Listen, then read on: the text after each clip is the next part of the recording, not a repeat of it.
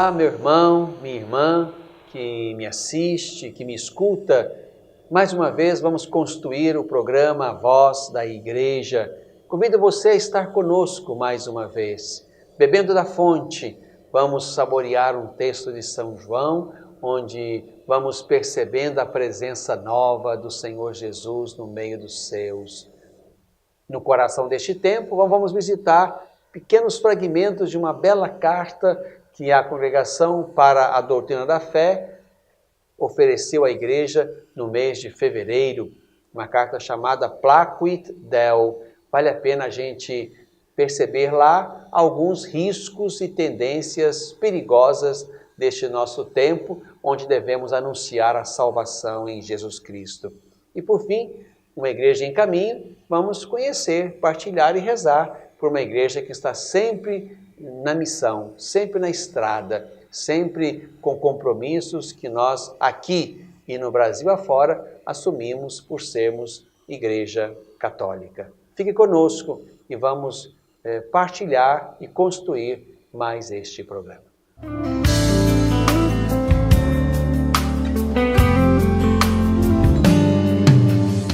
Bebendo da fonte. Meu irmão, minha irmã, que me vê, que me escuta, mais uma vez vamos colocar-nos sedentos diante da fonte fecunda da Palavra de Deus. O mistério de Deus brota para nós e se dá a conhecer, seja pela Sagrada Escritura, seja pela Sagrada Tradição. É aqui que nós falamos de depósito da fé, depósito da Palavra de Deus, a Sagrada Escritura e a Sagrada Tradição, que é exatamente a Escritura comentada, pregada, anunciada aos homens e mulheres de cada tempo.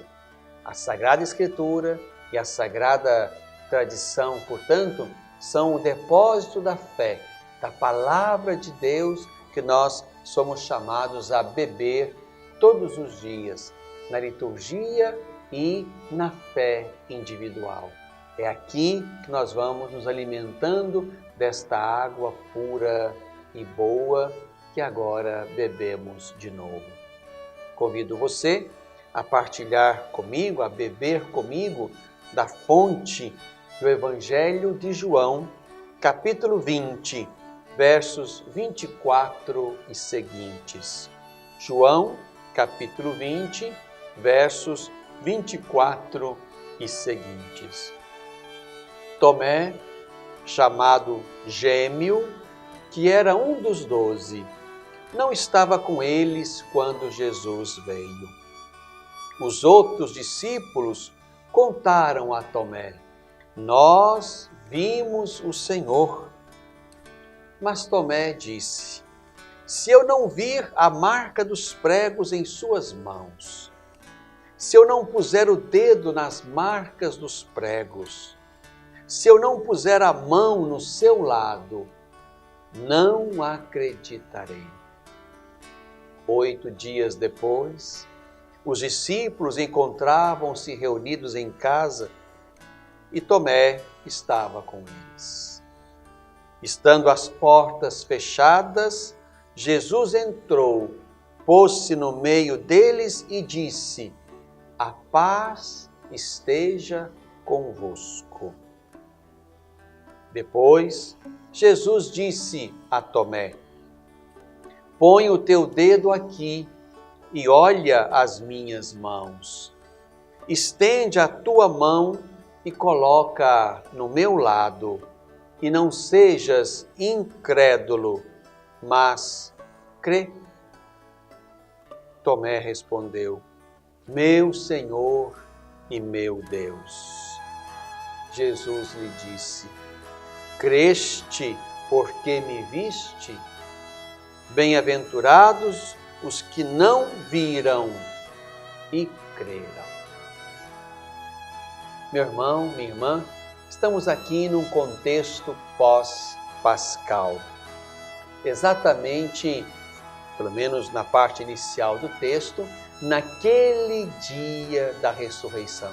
Ao anoitecer daquele dia, o primeiro da semana, o dia da ressurreição, o dia do túmulo vazio.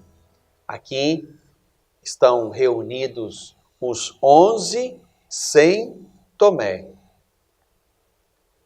Esses 11 aos quais Jesus aparece, deseja a paz, sopra o Espírito e envia, assim como ele, Jesus, for enviado. Esses, portanto, que estavam lá na primeira assembleia litúrgica, dominical, pascal, eles experimentaram o Senhor e contaram isso a Tomé. Nós vimos o Senhor. Esse é o testemunho da igreja. Nós vimos o Senhor. Nós experimentamos o Senhor. Nós saboreamos o Senhor. Nós testemunhamos a presença do Senhor entre nós. Mas Tomé não acredita e põe condições para crer. O texto continua. 8 dias depois, portanto, num outro domingo, no outro dia do Senhor, estavam de novo reunidos, certamente para a oração, para esperar de novo que aquele Senhor que lhes aparecera no domingo anterior pudesse de novo ser visto, ser encontrado, pudessem comungá-lo de novo. E ali naquela assembleia reunida, Jesus aparece, de novo deseja a paz é dom do ressuscitado, e se dirige a Tomé para exatamente oferecer a Tomé as condições para que ele creia. Aqui estamos diante de elementos bonitos e significativos da fé pascal na igreja que nasce crendo no crucificado que ressuscitara. Em primeiro lugar, se percebe que a construção da fé na ressurreição do Senhor foi uma construção de fato gradativa, lenta, difícil. Tomé representa exatamente essa construção que resiste. Às vezes, há uma mente que quer provas, há um coração que quer sinais, há uma mentalidade que precisa de argumentos, de artifícios e de provas. Tomé, chamado Dídimo ou chamado Gêmeo, é aquele, portanto, que se parece conosco e nós com ele. Nós somos irmãos gêmeos de Tomé, porque também vamos construindo com fadiga, às vezes com resistência interior, com resistência intelectual, ao mistério que se põe agora sobre Jesus. O Jesus que vive, o Jesus que, estando fechadas as portas, entra. O texto consegue então resguardar que a construção da fé pascal foi uma construção que exigiu daquela comunidade cristã primitiva, como exige hoje de nós, o passo da ousadia. É preciso mais do que querer colocar a mão, como Tomé queria. É preciso que de fato se faça uma experiência que ultrapassa o físico, a prova material. Porque nós não temos provas materiais. Ninguém estava lá para fotografar o momento exato da ressurreição. Ninguém estava lá para fazer um diagnóstico com os meios técnicos que temos sobre o que aconteceu ou que forma nova tomou o corpo de Jesus. Mas a verdade de fé é esta: o Senhor, no seu corpo novo, tem propriedades novas. Pode entrar e sair de portas fechadas. Pode andar com os discípulos sem se fazer conhecer à primeira vista. Foi assim com os discípulos de Emaús. Pode falar com alguém sem ser conhecido na primeira hora, como Madalena. É preciso, portanto, mais do que os olhos do rosto, mais do que os ouvidos da cabeça, mais do que as mãos de Tomé, para darmos o passo de também dizer: meu Senhor e meu Deus, ou dizer como Madalena, Mestre, ou dizer como os discípulos de Emaús, como os nossos corações ardiam quando ele nos falava. Então é verdade que há um novo sobre o corpo do Senhor.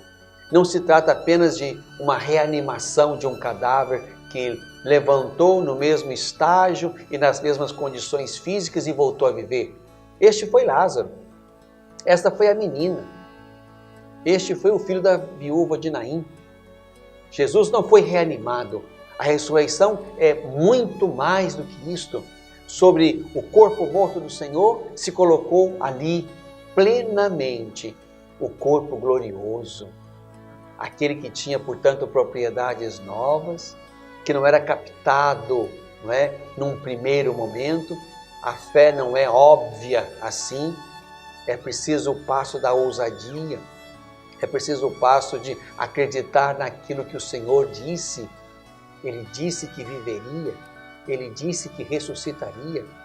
É preciso saborear os efeitos desta nova presença dele. Por isso, meu irmão, minha irmã, o texto que nós lemos mostra o lugar importante e central da comunidade, da assembleia litúrgica, a qual o Senhor se revela. Ele está no meio de nós. Dizemos isso muitas vezes na missa. Ele está no meio de nós. É Ele quem nos fala, é Ele quem nos alimenta, é Ele quem nos reúne, é Ele quem habita em nós, é Ele que é o altar, é Ele aquele que preside. O Senhor Jesus está presente de muitas formas na Assembleia Litúrgica reunida no nome dEle. Por isso que, como Tomé, quem está fora da comunidade, corre o risco de não crer. E nós cremos pela fé da comunidade. Nós vimos o Senhor. Houve quem nos dissesse isso e nós cremos. Houve quem dissesse isto àqueles que nos pregaram e eles creram. Numa cadeia que remonta àquela primeira comunidade que viu o Senhor, que creu no Senhor, que anunciou o Senhor, e esse anúncio foi digno de fé e a fé se propagou, portanto, numa cadeia que chega a nós. Meu irmão, minha irmã, que belo que nós podemos beber desta fonte preciosa do Evangelho de João. O Senhor Jesus não está no túmulo, Ele está presente de forma nova. E esta forma nova do Senhor Jesus exige mais do que a mente, mais do que as mãos, mais do que os ouvidos, para nós entendermos e podermos de fato senti-lo próximo de nós. Nessa forma nova, nós precisamos de fé. Uma fé que faz ver o Senhor, faz ver a sua presença nova, faz ver os efeitos da presença dele no meio de nós, no meio da igreja, no meio do mundo. Que o Senhor Jesus nos ajude sempre mais a enxergá-lo com os olhos do coração, com os olhos da fé. Bebemos da fonte.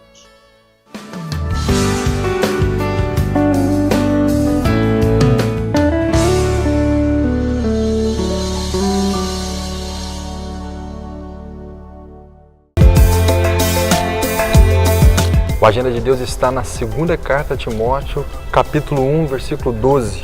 É por isso que eu estou suportando também estes sofrimentos, mas não me envergonho, pois sei em quem acreditei e estou certo de que Ele é poderoso para guardar até aquele dia o bem a mim confiado.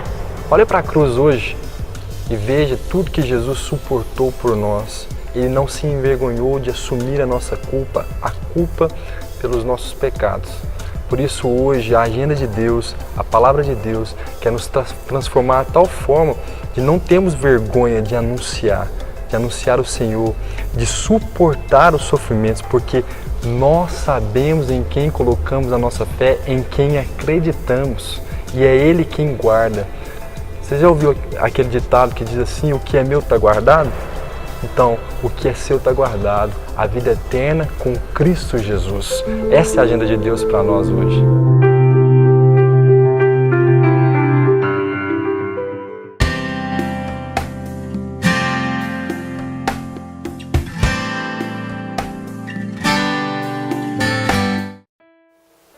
oração deste tempo.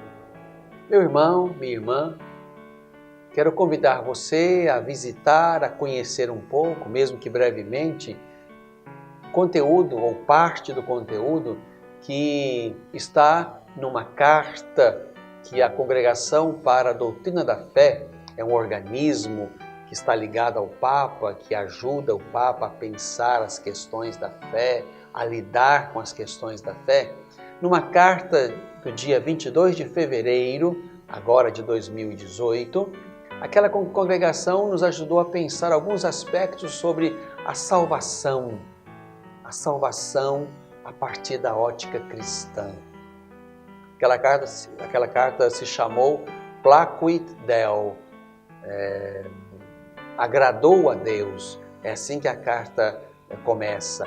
E ali, naquela carta, assinada pelo prefeito da Congregação para a Doutrina da Fé, Dom Ladária, que foi meu professor, um homem de inteligência brilhante, também um jesuíta, né? Certamente com a permissão e com o consentimento, a anuência do Papa Francisco, né? Sempre que a congregação vai escrever um texto, uma matéria, o Papa recebe isso, estuda isso também, altera, melhora, para que seja de fato um texto que corresponda ao seu coração.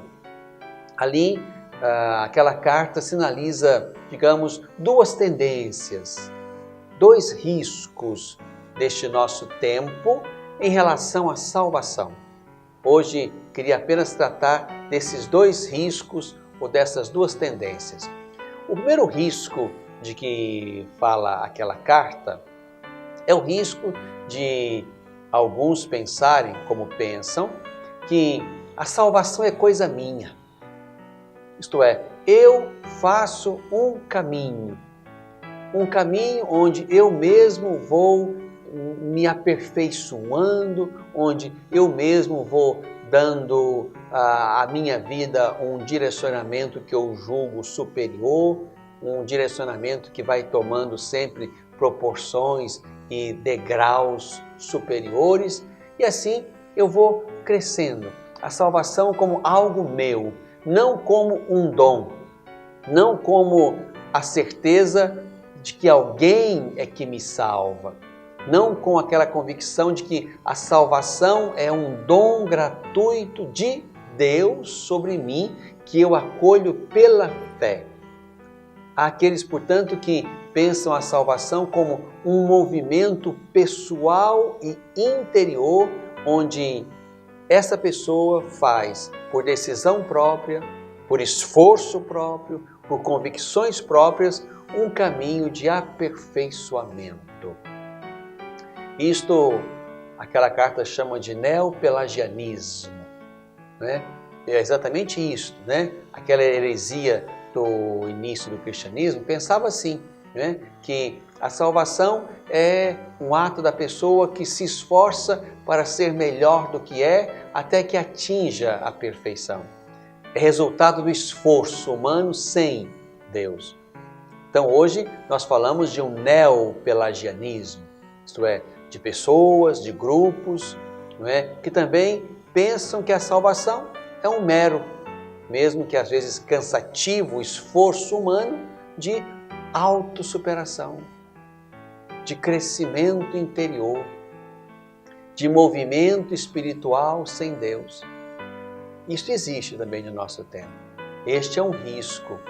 A salvação cristã é aquela que propõe um Salvador, Jesus Cristo, que nós aderimos pela fé. Quem crer em mim terá a vida eterna. Portanto, a salvação não é um ato meu, não sou eu quem me salvo, eu sou salvo. Na fé, eu acolho aquele que morreu por mim e que, portanto, me reconciliou com Deus e me garante a vida eterna, a vida de Deus. Esse é um risco que nós hoje temos que enfrentar. A nossa pregação precisa estar atenta a esta tendência, a este risco que circula também entre nós. Uma salvação que é esforço e resultado do próprio sujeito, que faz um caminho interior humano de crescimento, de superação, de perfeição. Esse é um risco. O outro risco que a carta sinaliza é exatamente o risco de a gente imaginar que seremos salvos por aquilo que nós conhecemos de Deus e pelo nosso esforço interior e só interior de estar em comunhão com Ele. Isto é, o corpo é um peso, é um cárcere, como pensava, por exemplo, o platonismo, a alma está encarcerada num corpo e o corpo é que torna a alma pesada, torna a alma da terra, torna a alma pecadora.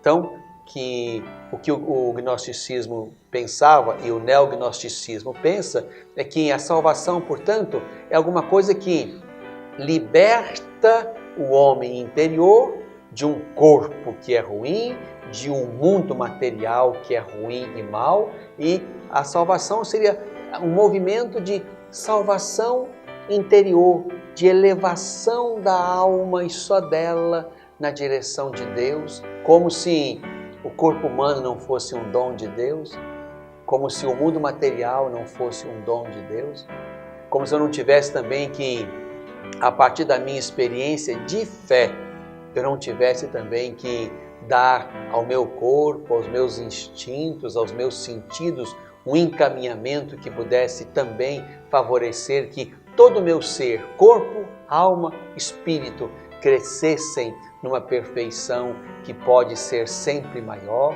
Então esse neognosticismo que também ronda entre nós é, digamos, a expressão espiritual que despreza o corpo, que despreza o mundo e que é preciso salvar a alma e colocar a alma e só ela numa intimidade cada vez mais perfeita com Deus, e a salvação é apenas isso. Há uma salvação que passa também pelo corpo, há uma consumação que também passa pelo mundo material. Tudo será, como lembra a Escritura, recapitulado em Cristo, isto é, Cristo haverá de ser cabeça de tudo, de todo o criado, para que assim, ao final, tudo seja entregue ao Pai. Essas duas tendências, esses dois riscos, nós temos que responder a eles com a nossa pregação cristã, que primeiro aponta Jesus como Salvador. A salvação é dom, não se pode negar isso. Ninguém se salva, nós somos salvos. Depois, quando eu penso que de fato há uma primazia excludente da alma, isto é, o que vale é o mundo espiritual, é o mundo interior, e o corpo e o mundo material não têm valor, pelo contrário, são negativos e maus, eu estou inclusive invalidando a própria encarnação.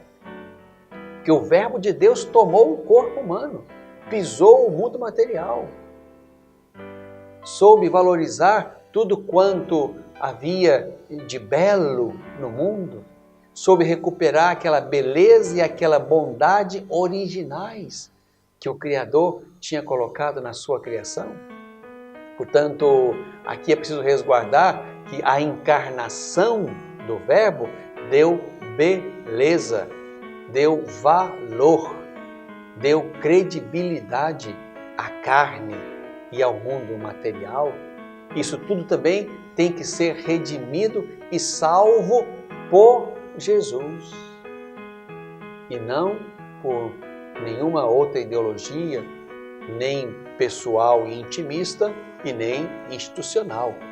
Nós somos salvos em Jesus, por Jesus, e isso não se pode perder de vista como conteúdo do querigma, como conteúdo do anúncio da fé. A salvação é dom de Deus e a encarnação nos faz valorizar cada elemento da carne e do mundo material. Tudo isso é dom de Deus para nós. No coração deste tempo, visitamos brevemente esta bela carta que você pode ler, certamente encontrar na internet, essa carta que apresenta alguns aspectos sobre a salvação cristã.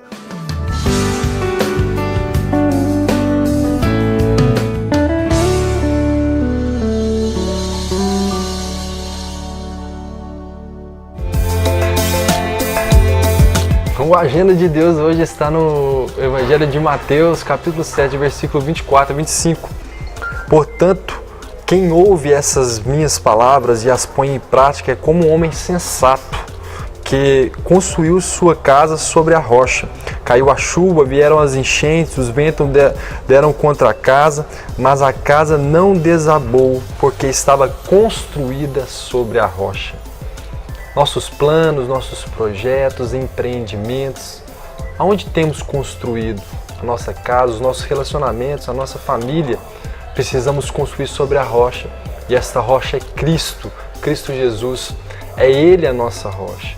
Porque a chuva vai cair, as enchentes vão vir, os ventos vão vir, as adversidades, os problemas, as dificuldades. Mas se nossa casa, o que garante que a nossa casa não vai se desabar é Cristo. Ele é a nossa rocha firme. Por isso, vamos colocar a nossa fé, a nossa confiança nessa rocha que nos sustenta, que é o próprio Deus. Essa é a agenda de Deus para nós hoje. Se inscreva no nosso canal, curta os nossos vídeos.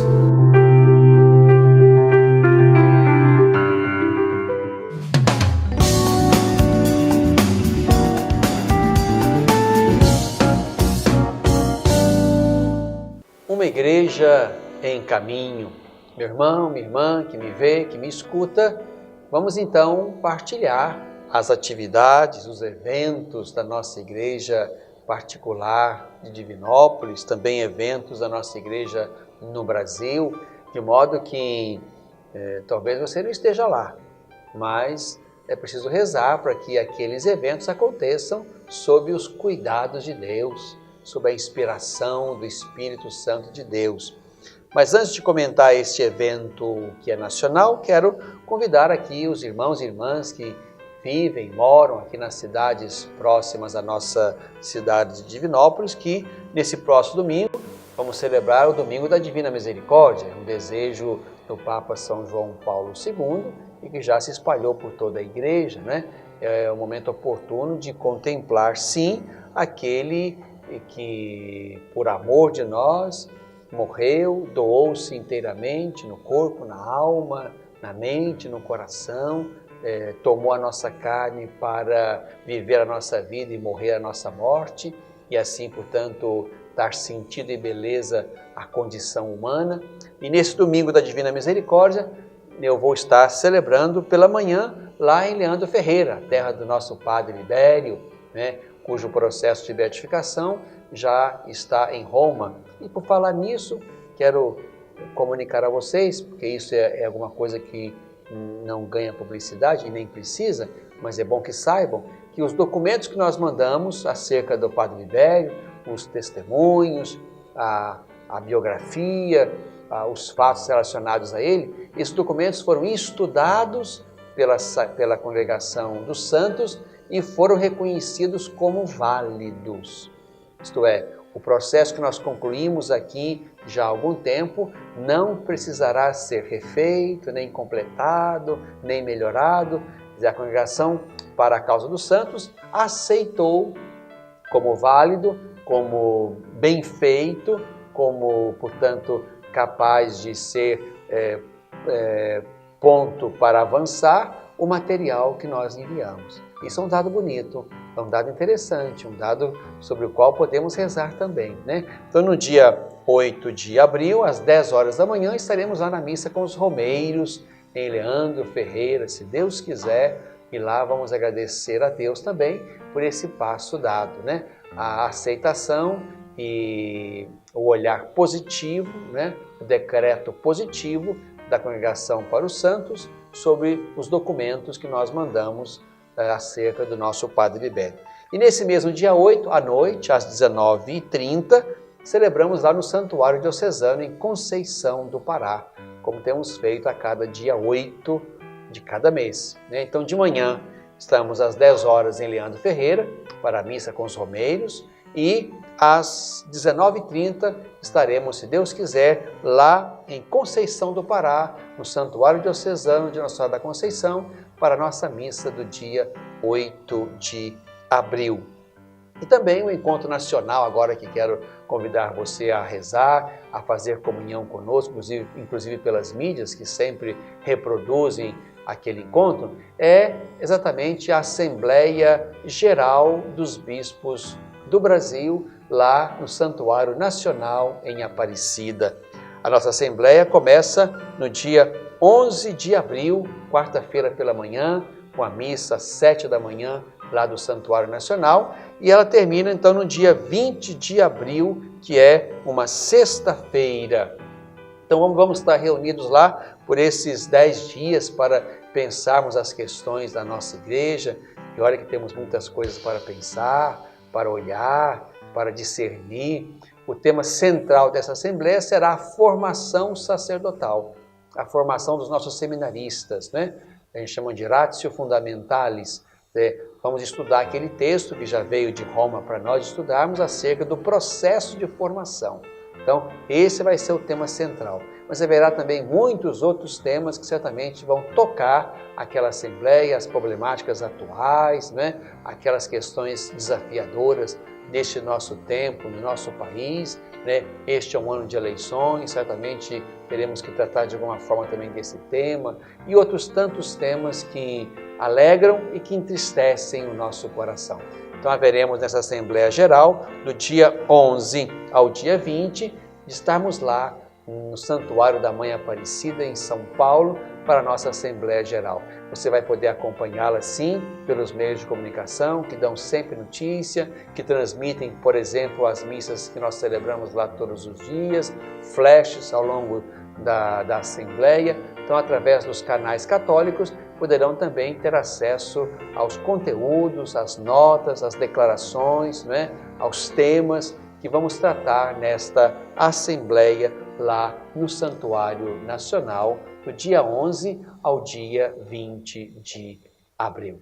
Quero que você reze hoje e sempre para que a nossa igreja continue sendo uma igreja em saída, uma igreja missionária e profética, uma igreja que anuncia a verdade, uma igreja que não tem medo de dizer aquilo que ela pensa e crê a partir de Jesus, mesmo que outros não creiam assim, mas é nosso direito e nosso dever anunciar o que cremos, né? E respeitar e conviver com tolerância com aqueles que pensam diferente, mas isso não significa nos calar, significa dizer o que pensamos, para que de fato irmãos ou irmãs que estejam na confusão possam de fato, quem sabe, fazer um discernimento a partir da verdade que nós anunciamos e que tem Jesus como centro e como fonte. Uma igreja sempre em caminho.